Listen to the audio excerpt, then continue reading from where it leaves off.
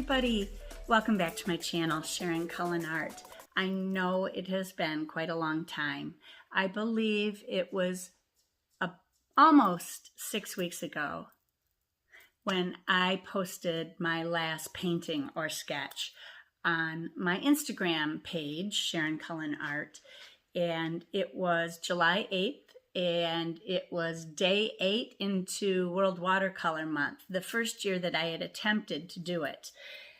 And I realized why I've never attempted it before. I guess I realized it before I got into it, but I'm always busy in the summer. We have guests that come and go here.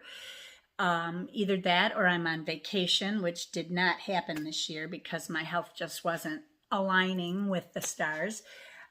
So it has been a long time. I have not lifted a paintbrush, a pencil. Well, I've lifted a pencil, but not for art. And I've missed it terribly. I really have. Then yesterday, I've received periodic messages from you guys. And then yesterday, somebody said to me, Sharon, are you ever going to paint again? And it just broke my heart.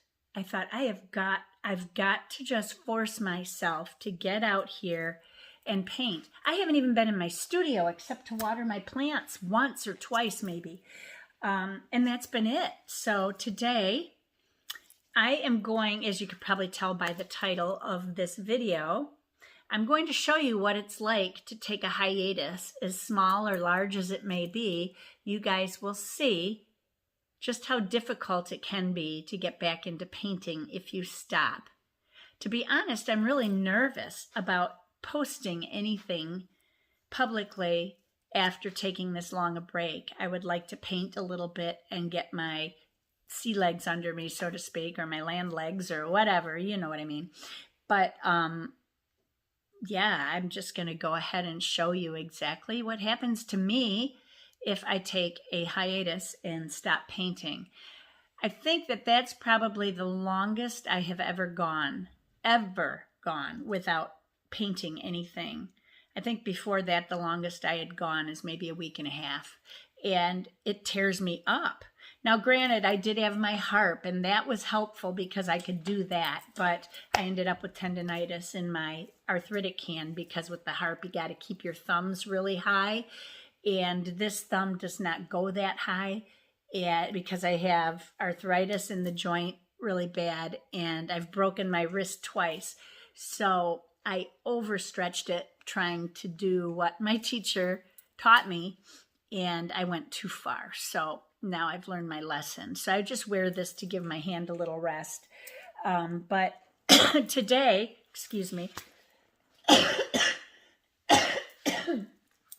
today I'm going to probably do a little bit of watercolor and gouache mixed together. And then I do have plans for an upcoming video that I'm going to be doing. I've already planned what I want to do. So hopefully I can get back in the swing of at least getting one video out per week. This is going to be another busy week for me. I've been going to a lot of doctor's appointments for a plethora of things. And I have another doctor's appointment this week, which requires about 4 to 5 hours of driving. And so that consumes a whole day. And there's no painting being done. And then I have physical therapy on my back that I've been going to. Now that was cut down to 2 days, but my knee got really bad. So now I have to go through knee therapy and back therapy, which is going to extend my therapy quite a bit. I fell on my knee. I kind of got pushed over when I was roller skating in high school, and I ended up having surgery on that knee, just arthroscopic surgery, when I was in my 40s. I had gone that long, and my meniscus was Swiss cheese. I was filled with bone spurs. So he removed everything, and he said, don't ever kneel on that knee again because your patella is too fragile. It's very thin, and it won't support your weight. And I was much lighter then, too. But anyway, so I fell on it last year. My foot got caught under my butt when I fell, so it kind of hyperflexed it further than it can go. And it hasn't been the same since, but I also have flat feet, and my arch fell even further, so it was causing my foot to my ankles to come in when I walked, which is really not good for you. I'm supposed to have been wearing orthotics for 30 years, and I have not been doing that. And gradually it wore down on my knee, and now I'm bone on bone on the inside of my knee, the front to the inside, and I am filled with bone spurs again. So that kind of sucks. So I'm just a plethora of problems here. So I've been seeing doctors, and I still have more doctors to see. And then on top of that, Diesel's not doing well. But I'm going to go ahead. I'm going to get started painting, and then I will tell you the story about Diesel as I am painting. And yeah, we'll just see where this goes. I'm probably going to do like a landscape because that's where I'm comfortable. So to get back into it, I will start with a landscape. So let's see where this goes. I have no idea. Ha! So as I was sitting here thinking about what I'm going to paint, I looked out my window and this is what I see. I think I'm going to do this. You can see right out here, the way the light is on this ornamental grass, and then this tree, and then there's ferns in the background here. Let me look, I'll show you through out the door without the screen, and you'll be able to see it a little better. I might have to snap a picture because I'm moving a little bit slow with my painting here. But I like the way all this dirt is there, and then this ornamental grass with the pretty color there, and then this going up, and the light on this little bitty tree here I think is really pretty. So I think I'm going to go ahead and do that. Maybe a little bit of my walkway too. I'll back it out a little more. We'll see how much space I have. I know you guys all want to see me paint, so that's what I'm going to get to right now, and I will talk and chat with you guys as I'm painting. This is not going to be a tutorial though. It's just going to be me simply trying to get my painting feet back again. So, and I need to let the dog in. Okay, I've got everything here that I need. I think I'm going to go ahead and draw a little bit of this because it's been so long. But I'm just going to try to keep it to this page. And I can't get that tree that I was showing you because in the aspect that I'm taking it at, it's lower to the ground. So the trees are cut off. And I do have this tree coming in over here. This is coming up like this.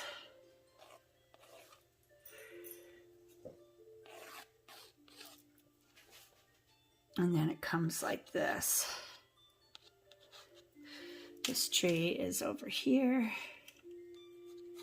This is the main tree. This is the picture that I'm going to be using. This with the grasses will be the focal point and the walkway. I love the light in the grass here, the light in the background here. So we'll see how much of that I pick up. And then the dirt along the front edge, I like that. So, okay, to start, I'm going in with watercolor.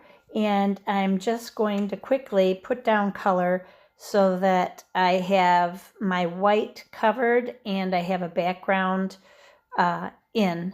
And I'll be primarily just using watercolor for my background. And then I'm going to go in with some gouache on top of that. So right now I'm using a very light green. It's coming up yellow actually. But it is a green color. And that will really make the light pop in that background that I showed you in the photo.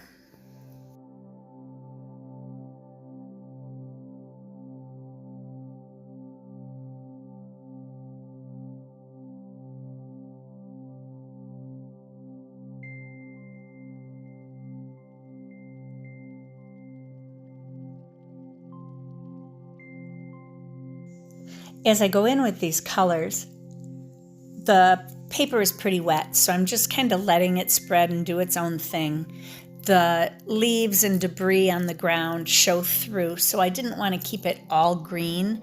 I wanted to have some brown in the more mid-range of the painting. So I'm dropping in some burnt sienna, and then I'm going to change the color in the front and gray it down a little bit more. But then I'll let this dry, and I'm going to go back in with a brush, just scatter in branches and leaves and stuff, and make it all very loose. I don't want to get meticulous with the branches and the leaves. I want to keep this as loose as possible and not... I'm sorry about that. My dog just fell off of the back of my couch. This has never happened to him before. But anyway, I'm going to continue to keep this loose throughout with this messiness in the watercolor. Then I'll let it dry, and I'm going to go back in with a little bit more loose detail, if you could call it that. Now here I'm going ahead and putting in the tree colors that I liked, but then later I decide to go over it in gouache, and I cover most, if not all of this up eventually.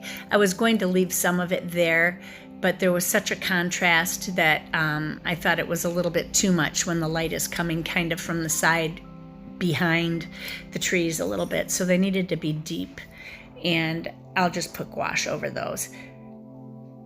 I put the gray down on the rocks, and I will use gouache with them, but I'm going to leave some of the watercolor showing through on that. And these trees are going to get kind of covered up as well. These distant trees, I'll have more close-up trees that'll be going in front of those.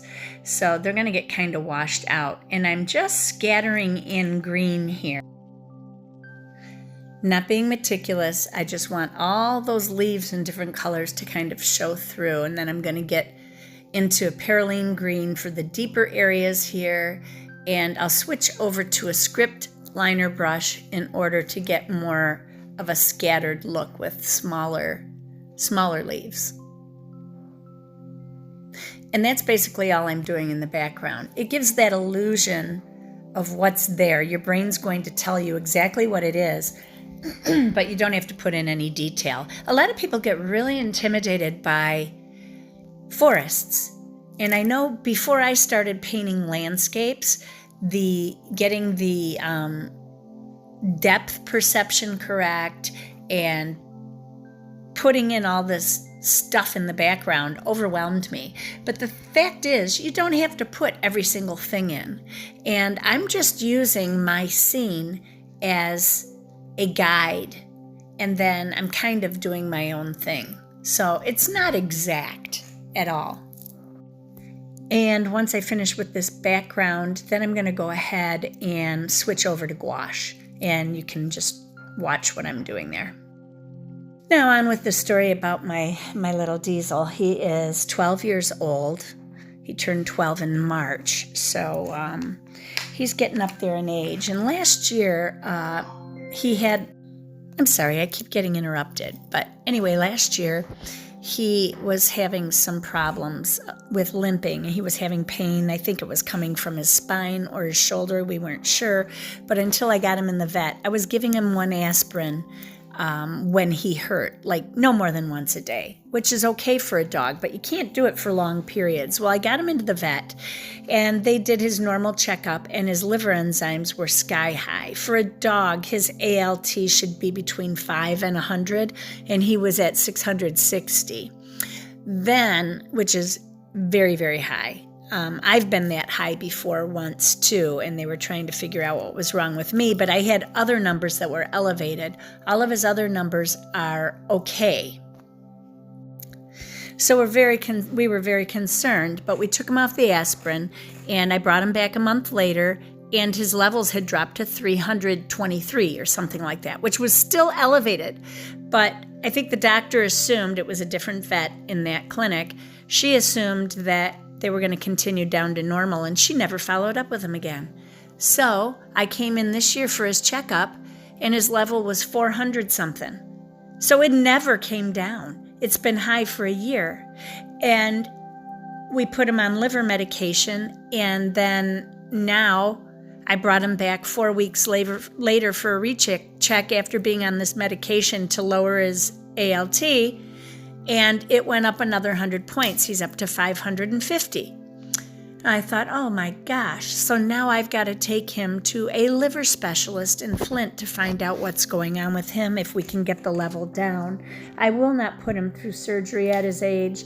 He's over 12 years old, and I don't want to put him through that again, but I want him to live a healthy life, and I'm very worried about his liver enzymes being high. This dog is like my everything.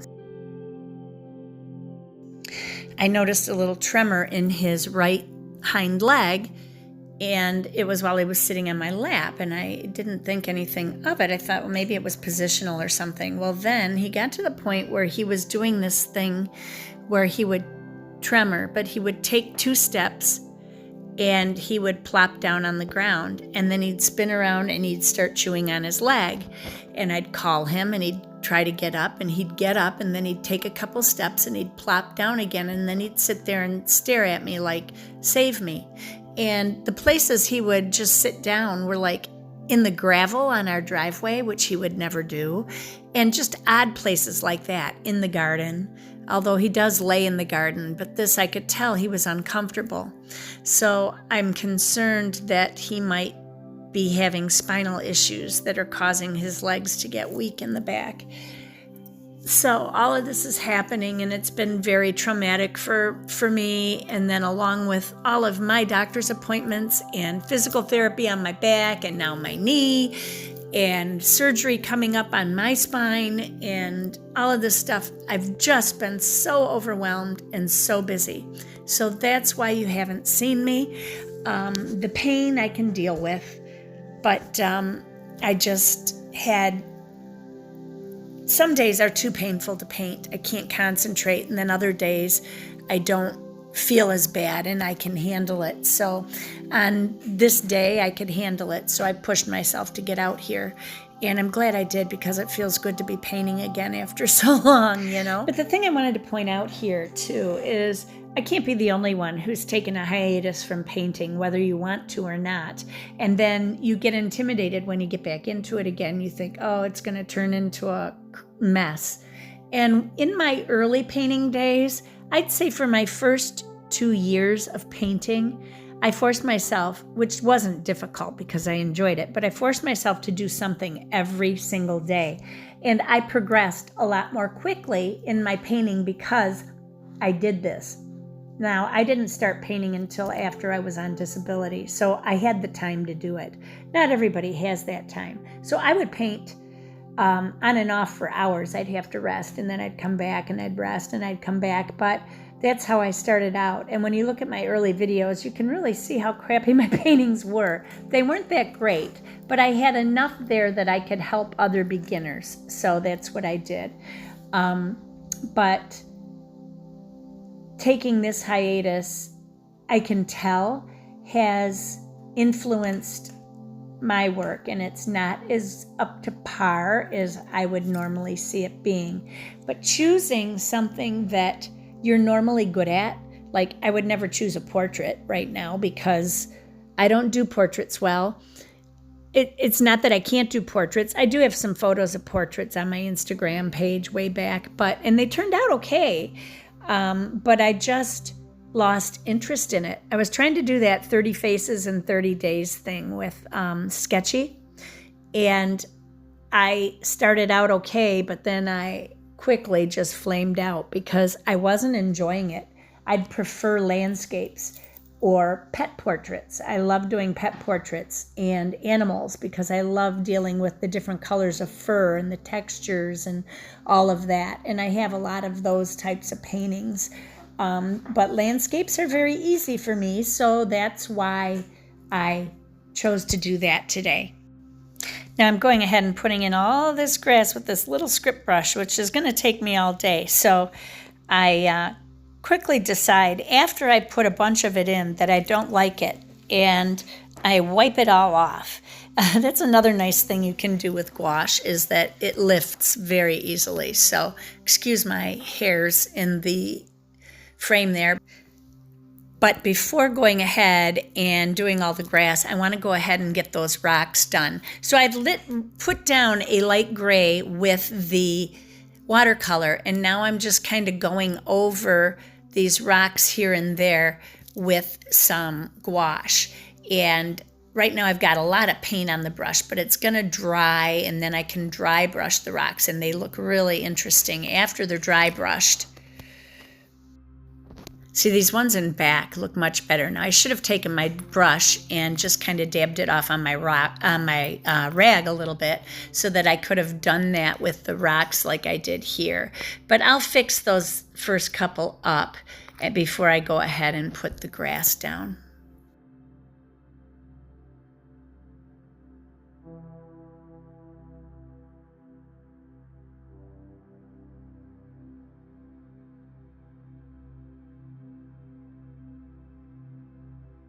And now here I go with all this grass and I decide, oh, that looks horrible.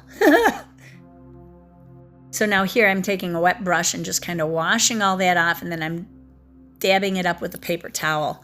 Then I can go over it with this brush that I'm using that is actually, it's one of those brushes that you can use for grass. What's it called? I got it. It's a Da Vinci, so it is sable. I'm sorry. I think it is. Maybe it's synthetic. It might be synthetic, yeah. It's Da Vinci, and it's just called Vario Tip, VARIO-tip.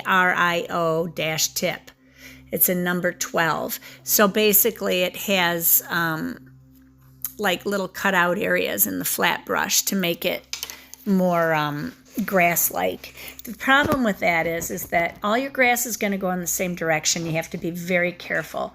So I tend to move my brush around a lot so it's going in different directions. And this is actually a lawn, so most of the grass is going the same direction. But you have to be careful though, and you might want to practice on a piece of paper before you take it to a painting. So here's the before after I've cleaned it all up, and now I'm putting the grasses in again. And I'm scattering around. I'm going in with one color of green, then I mix a little more and I change it up a little bit, all the while trying to remember exactly where the light is in my photo.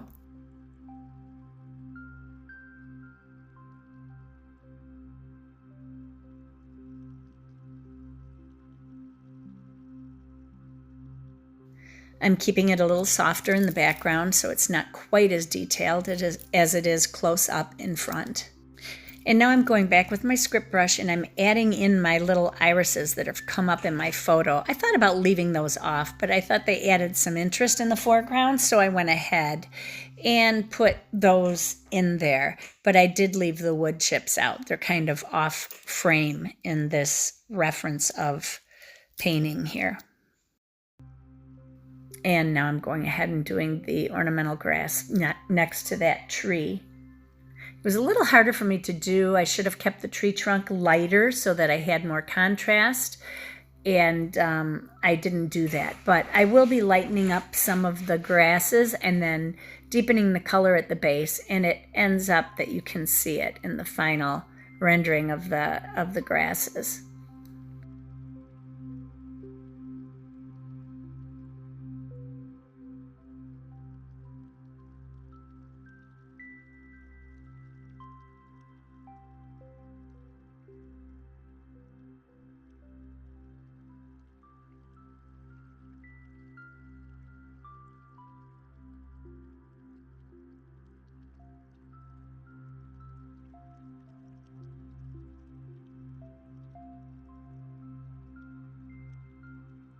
Here I'm adding a little bit of Prussian blue to the base of the grass where the light is not hitting it.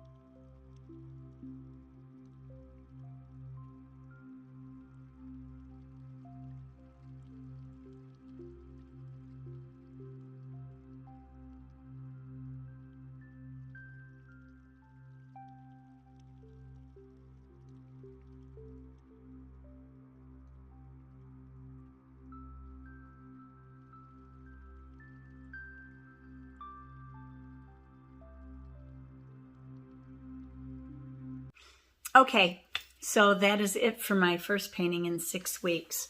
Am I pleased with it? Well, for 6 weeks, I guess I'm okay with it, but it looks overworked to me. and it is, but trying to capture the light. I think I did okay with capturing the light. I wanted to keep it loose because if I got too fidgety, then it was just going to continue to get worse. So this is somewhat loose, but it started to tighten up, and I'm glad I stopped when I did. I wish I would have stopped a little bit earlier. But my next video is going to be a video about watercolor and gouache and mixing them, and what you can get away with. Just keep practicing at it, and don't be like me. I'm sorry, my hair is all over the place. Don't be like me and wait 6 weeks. The pain has been getting really bad for me, you guys. And although you watch me on Instagram and you think I'm doing a lot, I'm really not. I'm sitting a lot. And then I have to sit in a chair when I work. And then, you know, like if I'm working in the kitchen, like when I did all those 10 dozen corn, we ended up giving some of it away. So it was probably down to about 7.5 or 8 dozen corn that we finished. But we've got it put away for the winter, and that should hold us for the winter. We don't eat corn every day. So, but you also saw me doing my salsa.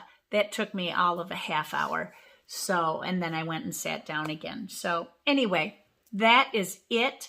I've done my painting for today. I will be back to do this watercolor and gouache talk comparison, and we're going to do a little bit of testing with things and see what turns up. So stay tuned for that. That will be soon. It may be next week. It could be this week, but we'll just see how it goes and how I'm feeling.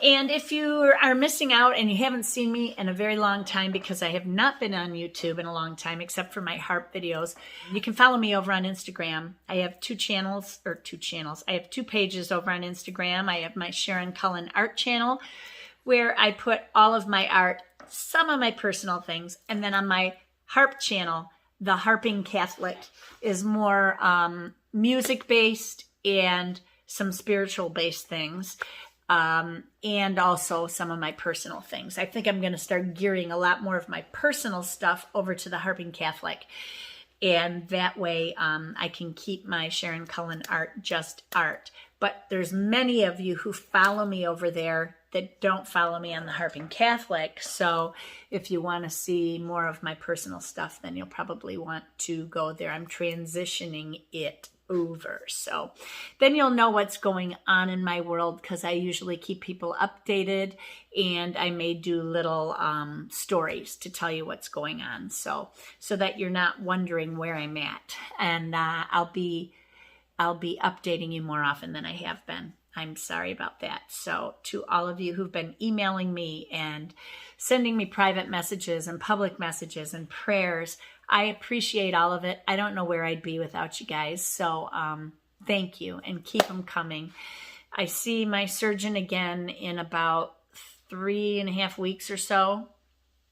No, 4 weeks. So I'm really getting concerned. I'll be going through surgery in the fall, I'm pretty sure, because standing up is hard. When I'm taking my medication, the day that I change my patches for my pain medication, I have a good day. Today's a good day. My pain level's down to about a 5, which is pretty good with this. But then tomorrow I'm going to be up around an 8, and I'll have difficulty even walking to the bathroom. I climb my stairs to my bedroom on all 4s. I can't climb stairs anymore. That's how bad this has gotten. And I know that I need surgery. My head knows that I need surgery. If you can just pray that my anxiety level will stay down so that I can get through it. That's what I need. So thank you guys for everything. And I promise I'll be putting another video up very, very soon. And those harp videos that you've been seeing, I appreciate all the kind comments. I post them on there so that I can transfer them over to my harp groups on Facebook and on a private website. So then they get a link and they can watch the video through that. I didn't want to start a whole new channel just for, my harp videos, because I'm trying to keep them separate. And I know the viewers drop on that, and that's fine. I don't expect everybody to watch them. So I appreciate the kind comments though. And right now I'm working on 4 songs, and my biggest issue with my music is getting things smooth, because when I play my flute, you don't look at your fingers at all. You just know where your notes are and you play. And you can look at your music and you're reading your music and everything's fine. I could be distracted and I've got my music in front of me, so I just keep going.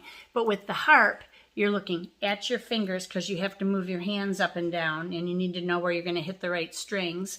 And then I've got to look at my music and back at my harp, and look at my music and back at my harp. If I memorize it, I'm fine, except the little slightest distraction, the dog barking, a door opening. I have a little brain fart. Oh, excuse me. That's what I call them. And I'll lose that chord that I memorized, and it takes me a second. Okay, yeah, D chord, 4-2-1, blah, blah, blah. And I remember where I got to go. But memorizing is really different for me. I've never memorized music before because I could always just play it. So anyhow, that's what's going on in my world, along with everything else I told you while I was painting. So remember, everybody, be courageous, paint with wild abandon, and most of all, be kind to each other. Take care. God bless you. See you next time. Bye.